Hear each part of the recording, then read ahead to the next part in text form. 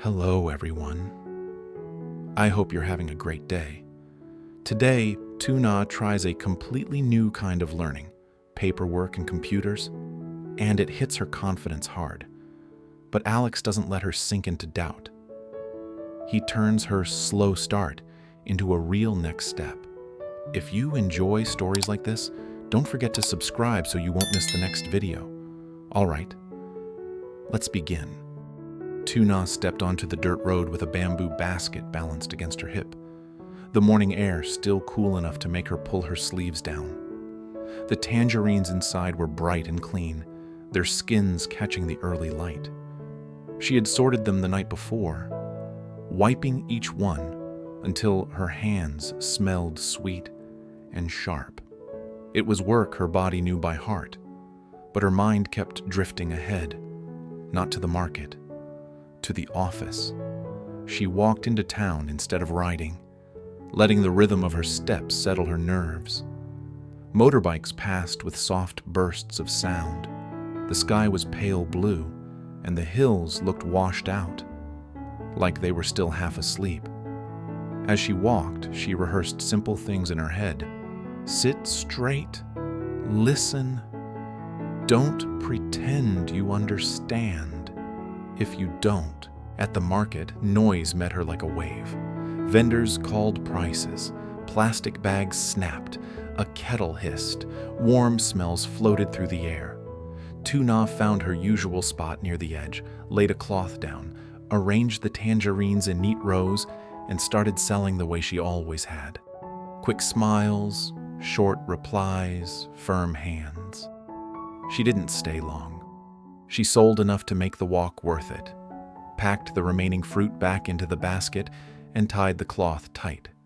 When she stood, she felt a small pull in her chest, part pride, part worry, like she was stepping away from something that had always been hers. The office Lon used was plain but clean, with a few desks, a printer, and stacks of folders arranged by color. The air smelled faintly of paper and dust, different from soil and smoke. Tuna wiped her palms on her pants before she stepped inside, as if she could rub her nerves away. Lon looked up when Tuna entered, and her expression softened. Tuna nodded, holding her basket like she needed an excuse to be here. Lon didn't judge. She only pointed to a chair and started with a calm, teacher-like rhythm. Tuna sat at the edge of the seat, hands folded tight in her lap. Her eyes kept landing on the computer screen like it was a window into another life. A mouse, a keyboard, a blinking cursor that seemed to wait for her to prove she belonged. Lon didn't throw her into it. She began with basics: how to place your hand on the mouse, how to click, how to scroll without jolting the page. Tuna's first clicks were too hard.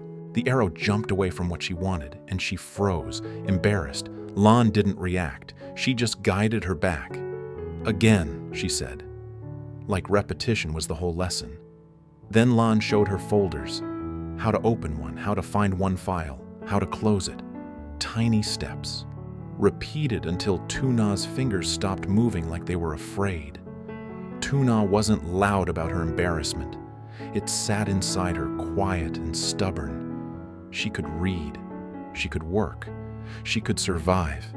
Yet a simple machine made her feel clumsy. Lon kept her voice steady and clear. Not sweet, not harsh, just practical. This is practice, Lon said, like carrying water. The first time is heavy. Later, your body learns. Tuna nodded, swallowing. Lon switched to paper next, and Tuna felt her shoulders loosen. Paper was something she could touch and control. Lon spread out 2 forms and pointed to the lines that mattered: date, product, batch, quantity, signature. Then Lon circled one word twice: quantity. If this number is wrong, Lon said, tapping the page, everything becomes a mess. Warehouse, truck, invoice. One small mismatch can turn into a big problem. Lon pulled out a simple example, a page where the sacks counted on paper didn't match the sacks recorded in the warehouse log. See? She said. only 2 sacks. But it creates questions, delays, and blame. Tuna leaned closer, eyes narrowing the way they did when she checked her own harvest baskets. She understood that kind of risk. Lon showed her the habit. Check with the plant team, check the loading list, match the final number on paper. Then, when it matched, write it once, clearly, so nobody had to guess later. Tuna's mind could follow that logic. It was farming in a different shape. Still, when Lon returned to the computer and asked Tuna to type a short line, just a product name and a number, Tuna's hands slowed again. She hunted for letters, pressed the wrong key, then froze as if the mistake might break the whole machine. Lon didn't sigh. She didn't hurry her. She pointed gently to the key she needed and waited. Slowly the line appeared on the screen. Not perfect, but there. By late morning, Tuna's head felt full in a clean, exhausting way. Lon slid a notebook toward her and told her to write only the core steps, nothing more. Tuna wrote slowly. Folder, file, number, match. Lon read it, nodded once, and didn't correct her spelling. Good, she said. Tomorrow we repeat. Then we add one more thing. Tuna's stomach tightened at the word tomorrow, but she forced herself to nod anyway. At the same time, on the other side of the valley, Alex's car rolled between rows of red pomelo trees with Adam in the passenger seat. The orchard looked wide and orderly, fruit deep in color under glossy leaves. Adam examined a few pieces carefully, turning them in his hands, asking short questions about ripening and pickup timing. Alex answered in the same calm tone he used when he wanted trust, not pressure. He pointed out blocks that would be ready first, blocks that needed a few more days, and the simple rule he never bent: quality before speed. Adam seemed satisfied, and the conversation moved forward smoothly. Back at the office, Tuna stared at the screen again. The cursor blinked, patient and stubborn, like it would wait as long as she needed. I'm slow, Tuna admitted quietly. Lon met her eyes. Slow is fine. The only problem is stopping. When Tuna stepped back onto the road, the sun was still high and bright. Her basket was lighter, but her mind felt heavy with new steps and new numbers. She didn't feel proud yet, but she felt possible. Tuna got home while the sun was still high. The bamboo gate creaked once, then the yard went quiet again. Inside, the house felt cooler than the road, and that helped her breathe. She set her bag down, washed her hands, and moved through the fastest version of her routine. A simple snack for Henry, a quick wipe of his face. Then she sat because her head felt crowded. The office kept replaying in sharp pieces, the mouse under her palm, her fingers hunting for keys, the cursor blinking like it was waiting for her to be faster. Even the printer sound and the smell of paper stayed in her memory like a thin layer of dust. Lan's voice stayed with her too, steady, patient, repeating the same point until it finally started to stick. Numbers must match. Tuna opened her notebook and stared at the lines she'd written. Folder, file, number, match. The words were simple, but her chest still felt tight. She had never been scared of work. She had carried heavy baskets, fed animals in rain, and walked long roads with tired legs, but a computer made her feel clumsy in a way she wasn't used to, like her hands belonged to someone else. A car engine softened outside. Tuna lifted her head. Alex stepped in a moment later, calm and unhurried, like he had brought quiet with him. He looked at her face once and understood. How was it? He asked. Tuna tried to sound normal, but honesty slipped out first. Hard, she admitted. Lon is kind, but I'm slow. Alex nodded and sat down across from her, close enough to support her without crowding. Tell me what felt hard, he said. Tuna tapped her notebook. Paper's okay. I can read the lines. Her voice dropped. But the computer, I don't know what I'm doing. I keep pressing the wrong thing. Alex's expression tightened. Not anger, just refusal. You're not stupid, he said firmly. You're new. Tuna looked down at her hands. It feels like everyone else's hands move faster.